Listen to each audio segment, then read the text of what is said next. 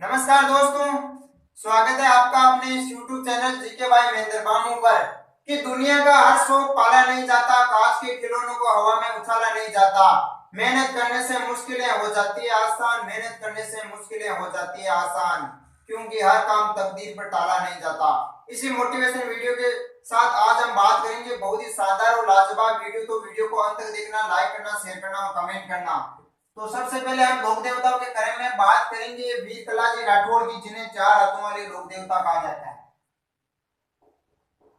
तो देखना, वीर कलाजी राठौड़ के बारे में हम बात कर रहे हैं, जो राठौड़ वंश से संबंधित है। तो इन्हें कहा जाता है चार हाथों वाले लोक देवता। तो देखना, इनका जन्म हुआ था विक्रमी संवत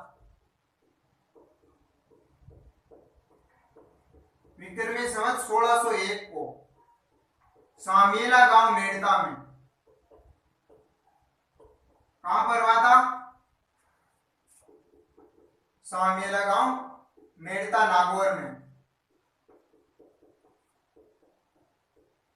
तो बात कर रहे हैं कलाजी की। इनके पिता का नाम था राव अचलाजी। क्या नाम था? राव अचलाजी। और मैं बात करूं इनके गुरु के बारे में, तो गुरु का नाम था योगी भैरवनाथ। योगी भैरवनाथ। तो गुरु के बारे में आपको ध्यान रखना है कि क्या नाम था? योगी भैरवनाथ। अब मैं आगे बात करूं कलाजी राठौड़ कौन थे। तो ये मीराबाई के भतीजे थे। मीराबाई के भतीजे थे। तो आगे बात करते हैं हम इसके बारे में। तो इन्हें कहा जाता है चार हाथों वाले लोक देवता। तो क्यों कहा जाता है? देखना, जब 1567-68 में अकबर ने आक्रमण किया था उदय सिंह पर, उदयपुर के शासक उदय सिंह, तो आक्रमण क्यों किया था? इनके दोनों के मध्य एक युद्ध हुआ था, पिंडारी का युद्ध। क्योंकि उदय सिंह ने अकबर के विद्रोही बाज बहादुर शाह को सरदिश दी और वह लौटाने से इनकार किया था। तो अकबर आक्रमण करने आता है उदय सिंह, और उदय सिंह भाग जाता है गिरवा की पहाड़ियां, जो उदयपुर में पड़ती है। गिरवा की पहाड़ियां से भाग जाता है आगे गोकुंदा की पहाड़ियां में। गोकुंदा की पहाड़ियां भाग जाता है। इतना शक्तिशाली शासक होने के बावजूद भी वो फरार हो जाता है। आगलाओ कालजो कौन करियो, काम कौन करियो, लोग आटा भागो। इसीलिए वहां पर एक शासक आता है, अगला शासक जयमल भत्ता, जो उदय सिंह के सेनापति जयमल भत्ता के साथ युद्ध लड़ता है वीर कलाजी राठौड़। तो कंधे पर बिठाता है, तो दो हाथ तो वीर कलाजी राठौड़ के हो गए और दो हाथ जयमल भत्ता के हो जाते हैं। तो कंधे पर बैठाकर उनके साथ युद्ध लड़ा था, पिंडाली का युद्ध। तो इसी कारण उसे कहा जाता है चार हाथों वाले लोक देवता। और अंत में अकबर की सेना के साथ लड़ते हुए वीरगति को प्राप्त हो जाता है। तो देखते हैं इनके उपनाम। इसे क्या जाता है? चार हाथों वाले लोक देवता।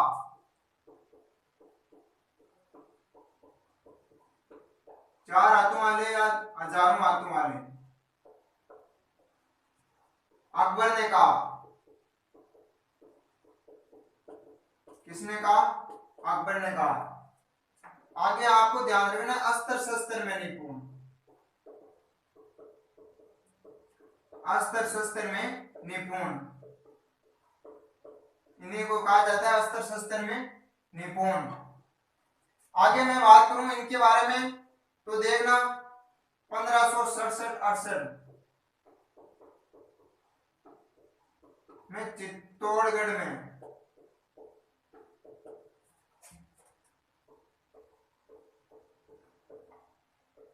जयमल भत्ता में अकबर की सेना के विरुद्ध लड़ते हुए वीर गति को प्राप्त हुए।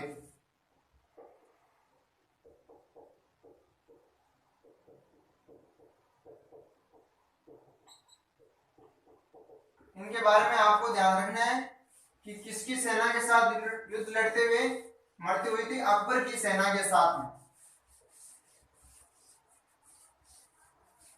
अब आगे हम बात करते हैं वीर कलाजी राठौड़ के बारे में। तो आपको इस स्थान का ध्यान रखना है, रनेला चित्तौड़गढ़, रनेला चित्तौड़गढ़। तो यहाँ पर कलाजी की सिद्ध पीठ है, यहाँ पर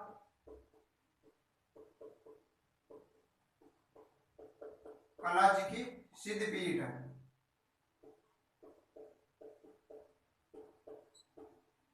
और मैं बात करूं इनके मंदिर के बारे में, तो इनका मंदिर कहाँ है? सांवलिया डूंगरपुर में, सांवलिया डूंगरपुर में। इनके मंदिर में देखना है आपको कि काले रंग के पत्थर की मूर्ति है, यहाँ पर काले रंग के पत्थर की मूर्ति है। प्रतिदिन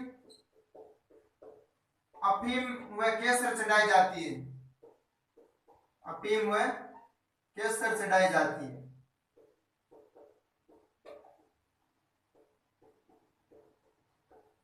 आगे मैं बात करूं कलाजी राठौड़ की छतरी कहां पर है, तो इनकी छतरी है चित्तौड़गढ़ दुर्ग में। कहां पर है? चित्तौड़गढ़ दुर्ग में। और आगे बात करें वीर कलाजी के बारे में, तो इन्हें योगाभ्यास व जड़ी बूटी का ज्ञान था, तो इनके बारे में भी आपको ध्यान में रखना है। अब हम आगे बात करेंगे लोक देवताओं के क्रम में तलीनाथ जी की। किसकी? तलीनाथ जी की बात करेंगे हम।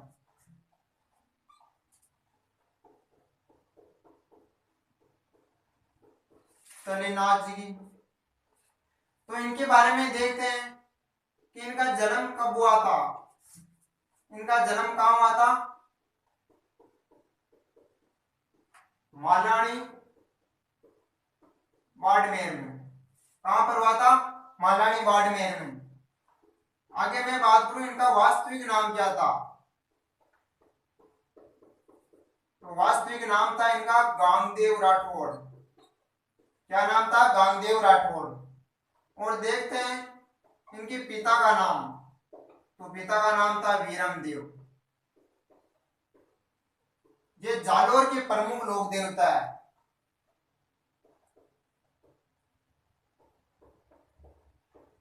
ये जालोर के प्रमुख देवता है। आगे मैं बात करूं इनके बारे में, तो ये शेरगढ़ ठिकाने जोधपुर के शासक थे। ये शेरगढ़ ठिकाने जोधपुर, कहां के थे? शेरगढ़ ठिकाने जोधपुर के शासक।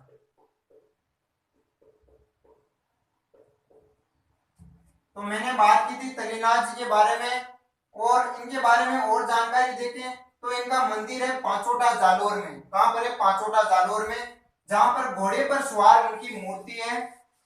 और इस मूर्ति के जो आगे आसपास का जो क्षेत्र होता है उनको कहा जाता है ओरण, जहां पर लकड़ी काटना सख्त मना होता है। वो सरकार, केंद्र सरकार के अधीन होती है वो जमीन। तो आगे बात करते हैं पांचोटा जालोर की।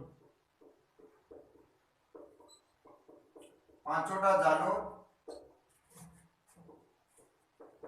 यहां पर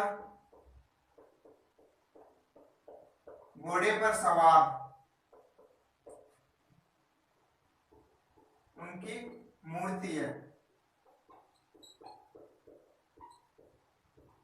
कहां पर है? घोड़े पर सवार उनकी मूर्ति है। आगे देखना इस मूर्ति के आसपास का क्षेत्र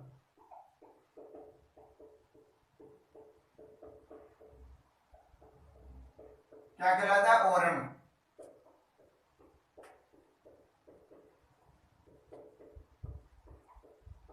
जहां पर लकड़ी काटना सख्त मना होता है।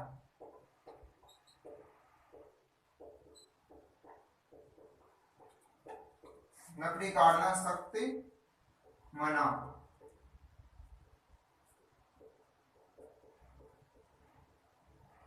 तो मैं बात कर रहा हूँ कलीनाथ जी की, तो इनका मंदिर कहाँ पर है? पांचोटा जालोर में। और इन्हें कहा जाता है प्रकृति प्रेम लोक देवता। और इनके मंदिर में किसी के यदि कोई कीड़ा काटता है तो कीड़ा काटने पर इस मंदिर में जाते हैं, और कहा जाता है कि 7 फेरी लगाने पर तैयार हो जाते हैं। तो अगर किसी के जहरीला कीड़ा काटने लगता है तो इस मंदिर में जाना आप। आगे मैं बात करूं मलिनाथ जी के बारे में।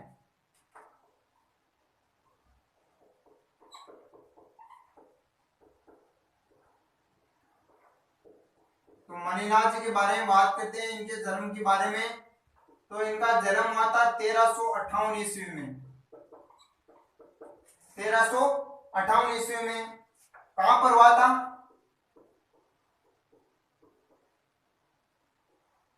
तिलवाड़ा बाड़मेर। तिलवाड़ा बाड़मेर में इनका जन्म हुआ था। तो आगे मैं बात करूं इनके पिता के बारे में। पिता का नाम था राव सलका। क्या नाम था? राव सलका। और माता का नाम था जानी देव। पत्नी के बारे में,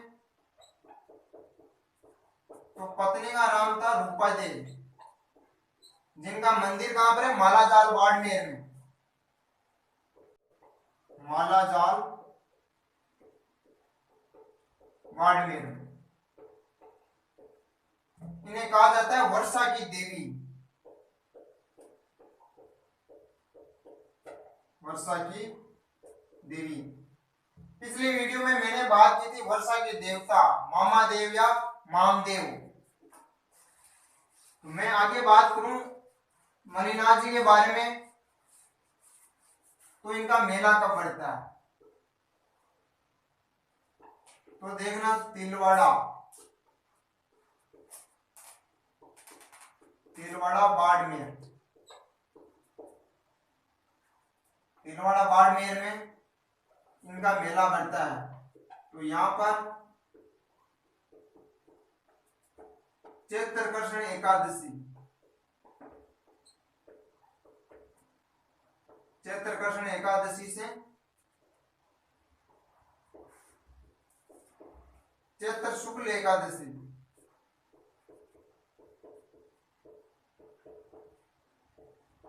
तक मणिनाथ पशु मेला आयोजित होता है। मणिनाथ पशु मेला आयोजित होता है।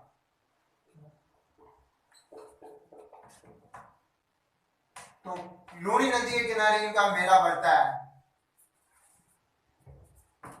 आगे हम बात करेंगे अन्य लोक देवताओं की।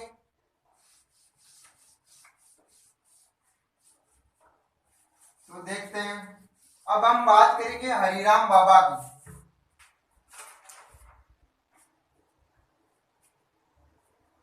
हरिराम, तो देखते हैं इनके मंदिर। इनका मंदिर हमारे नागौर जिले में ही है। कहां पर है? जोरडा गांव नागौर में। जोरडा नागौर में। इनके बारे में आपको ध्यान रखना है कि हरिराम बाबा का मंदिर कहां पर है? जोरडा नागौर में। और इनके बारे में आपको एक बात का ध्यान रखना है कि इनके मंदिर में सर्प के बाम्बी की पूजा की जाती है। तो देखना इसके मंदिर में सर्प के बाम्बी की पूजा की जाती है।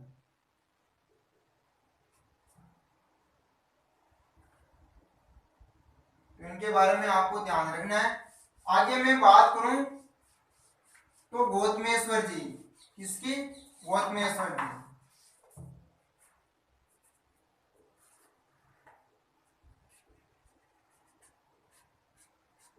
इन्हें कहा जाता है मीणाओं के आराध्य देव। मीणाओं के आराध्य देव। मीणा जनजाति है जो इनकी झूठी कसम नहीं खाती है। मीणा जनजाति इनकी झूठी कसम नहीं खाती।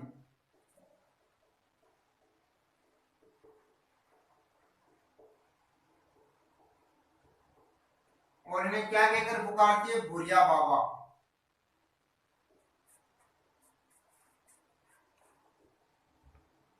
भूरिया बाबा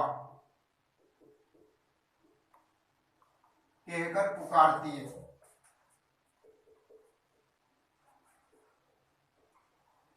आगे मैं बात करूं गौतमेश्वर जी के बारे में, तो इनका मेला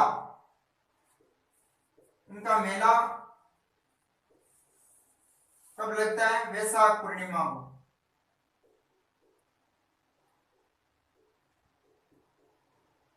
वैशाख पूर्णिमा को इसे ही कहा जाता है बुद्ध पूर्णिमा। इस दिन गौतम बुद्ध का जन्म दिवस मनाया जाता है। आगे मैं बात करूं इनके मंदिर के बारे में, तो इनका मंदिर है गोटवाड़ प्रदेश पाली में। गोटवाड़ प्रदेश पाली। आगे हम बात करेंगे वीर बग्गा जी के बारे में, तो देखना इनका जन्म कहां पर हुआ था? इनका रीति गांव बीकानेर में। रीति गांव बीकानेर में इनका जन्म हुआ था। और मैं बात करूं इनके पिता के बारे में, तो पिता का नाम था राव मोहन जी। क्या नाम था? राव मोहन जी।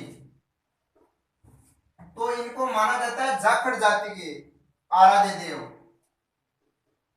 इन्हें जाखड़, जाटों में आती है, जाखड़ जाति के आराध्य देव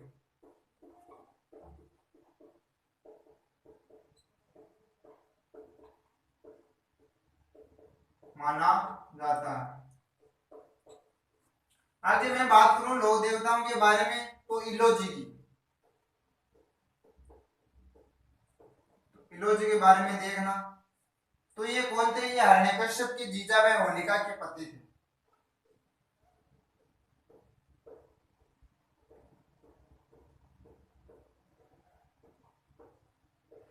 हिरण्यकश्यप के जीजा व होलिका के पति।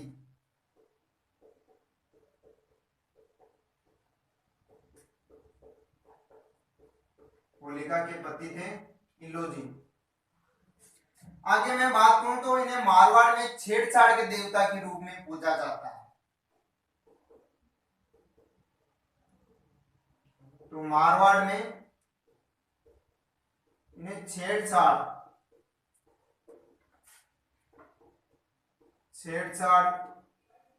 देवता के रूप में पूजा जाता है।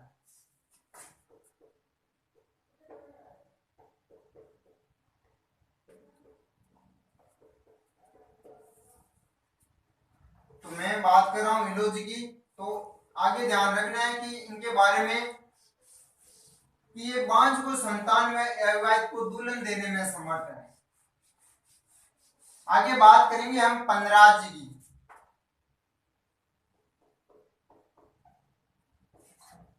पनराज जी की, तो देखते हैं इनका जन्म हुआ था जैसलमेर में। जैसलमेर में इनका जन्म हुआ था। और जैसलमेर के कोठाड़ी गांव में गायों की रक्षा करते हुए वीरगति को प्राप्त हुए थे। तो जैसलमेर में कोठाड़ी गांव की गायों की रक्षा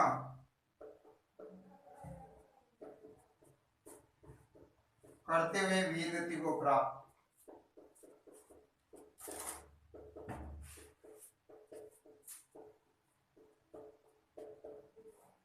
आगे मैं बात करूं देवताओं के संदर्भ में, तो मैंने बात की थी पनराज जी की। किसकी? पनराज जी की। तो इनके बारे में आपको ध्यान रखना है कि जैसलमेर में कोठारी गांव की गायों की रक्षा करते हुए वीर गति को प्राप्त हुए थे। कर रहे हैं अन्य लोक देवताओं की, तो वीर फत्ता जी की, इनकी वीर फत्ता जी की। तो देखना वीर फत्ता जी के बारे में, इनका जन्म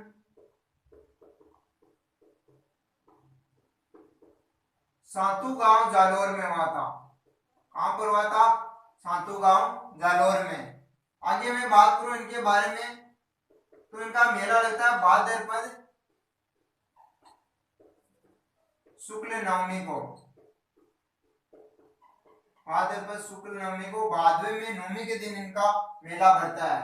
इन्हें शस्त्र विद्या का ज्ञान था, इन्हें शस्त्र विद्या का ज्ञान था। तो इनके बारे में आपको ध्यान में रखना है कि शस्त्र विद्या का ज्ञान किस लोक देवताओं को था? वीर फत्ता जी के बारे में।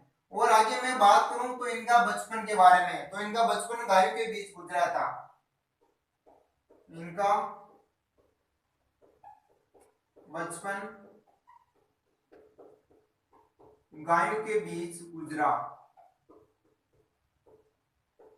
तो अन्य लोक देवताओं ने तो गायों के लिए अपने प्राण त्याग दिए थे, जैसे गोगा जी देख लो, तेजा जी देख लो, बाबू जी के बारे में देख लो। और इस लोक देवताओं का पूरा बचपन भी, वीर फत्ता जी का बचपन भी गायों के बीच गुजरा था।